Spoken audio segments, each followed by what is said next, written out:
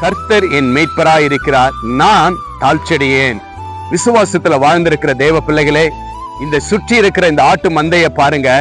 அதற்கு ஒரு நல்ல மேய்ப்பன் என்ன பண்ணுவாங்கன்னா, நல்ல வழியில நல்ல பாதையில புல்லுள்ள இடங்களில மேய்ப்பாங்க. ஏனென்றால் அந்த மேய்ப்பன் நல்லா இருக்கிறது நிமித்தமா தான் இந்த ஆடுகள் நல்ல செழிப்பாய் வளரும். நமக்கும் நம்ம ஆண்டவராகிய இரட்சகர் இயேசு கிறிஸ்து நமக்கு ஒரு நல்ல மேய்ப்பனாய் இருக்கிறார். அவரை நம்ம விசுவாசிக்கும் பொழுது, அவரை நம்ம நம்பி வாழும் பொழுது, அவர் நல்ல பாதையில நம்மளை கொண்டு போகுவார். மரண இருளே வந்தாலும் ஆண்டவர் நமக்கு முன்பாக நின்று நம்மளை நல்ல மேய்ப்பனாய் கர்த்தர் நம்மளை காண்கிற தேவனாய் இருக்கிறார். இந்த உலகத்துல யாரையோ நம்பி நம்ம பாதைகளுக்கு போகிறோம், வெக்கப்பட்டு குழியில விழுந்து அவமானத்தோடு நம்ம வருகிறோம்.